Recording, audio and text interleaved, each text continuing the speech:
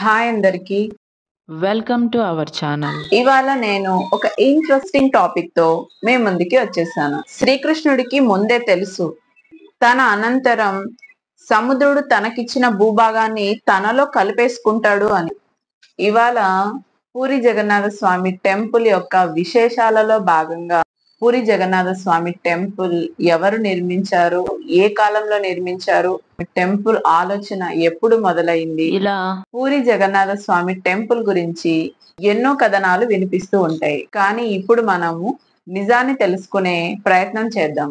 మీకు తెలుసా, పూరి జగన్నాథ స్వామి ఆలయ ప్రస్తావన త్రేతాయుగంలోనే జరిగింది. బ్రహ్మాండ పురాణం, స్కంద పురాణం, వైష్ణవ ఖండం, పూరి మహత్యం ప్రకారం శ్రీరాముడు రావణాసుని వధించిన తర్వాత సీతారాముల సమేతంగా నీలాచల పర్వతాల వద్ద, అంటే నీలాచల పర్వత ప్రదేశంలో కొంతకాలం తపస్సు చేశారు.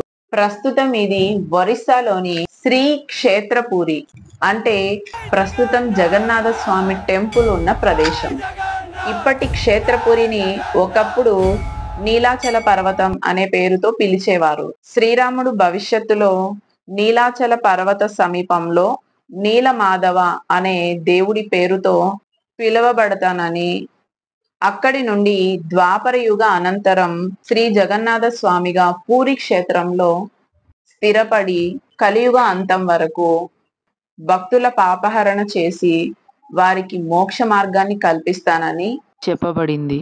మీకు తెలుసా, పూరి జగన్నాథ స్వామి టెంపుల్లో ఉండే ఆ బ్రహ్మ పదార్థం ఏంటి అనే విషయాలు ఇప్పుడు తెలుసుకునే ప్రయత్నం చేద్దాం. ద్వాపర యుగంలో ధర్మస్థాపన అనంతరం తన రథ సారథిని అర్జునుడిని వెంట పెట్టుకుని రమ్మని చెప్పి పంపిస్తాడు. తర్వాత శ్రీకృష్ణుడు ఒక చెట్టు కింద కూర్చొని ధ్యానం చేస్తూ ఉండగా జర అనే వేటగాడు జింకను వేటాడుతూ జింక అనుకొని భ్రమపడి శ్రీకృష్ణునిపై బాణం సంధిస్తాడు. ఆ విషపు బాణం తగిలిన శ్రీకృష్ణునికి గాయమై ఎంతో రక్తస్రావం జరుగుతుంది. కృష్ణావతారాన్ని చాలించి స్వర్గానికి వెళ్ళిపోతాడు. తర్వాత అర్జునుడు శ్రీకృష్ణుని దేహానికి అంత్యక్రియలు ప్రారంభిస్తాడు. అంత్యక్రియల అనంతరం శ్రీకృష్ణుని దేహంలోని అన్ని భాగాలు కాలిపోగా శ్రీకృష్ణుని గుండె మాత్రం ఎంతో తేజస్సుతో వెలుగుతూ ఉంటుంది. అది చూసిన అర్జునుడు ఆశ్చర్యంతో ఆలోచిస్తూ ఉంటాడు.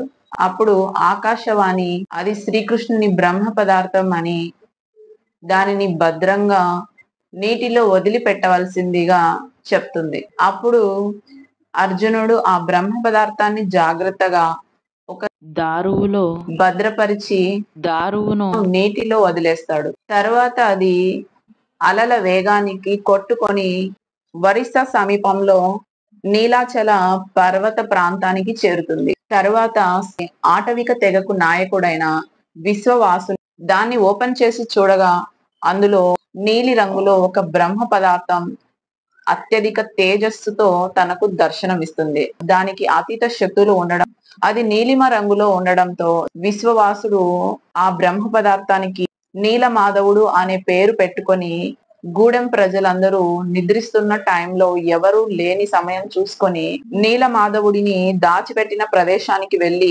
ప్రతిరోజు పూజలు చేసేవాడు. అలా రోజులు గడుస్తూ ఉంటాయి. ఒడిషా ప్రాంత రాజు అయిన ఇంద్రద్యుమ్నుడు విష్ణు భక్తుడు. విష్ణువు పైన అపారమైన భక్తి శ్రద్ధలతో పూజించేవాడు. ఇంద్రద్యుమ్నుడికి ఒక కోరిక ఉండేది. తను ఒక ప్రత్యేకమైన దేవాలయాన్ని నిర్మించాలని, ఇది వరకు ఎవరు నిర్మించనన్ని ప్రత్యేకతలతో ఇకపై కూడా ఎవరు నిర్మించలేని ఒక గొప్ప దేవాలయాన్ని నిర్మించాలని భావిస్తాడు.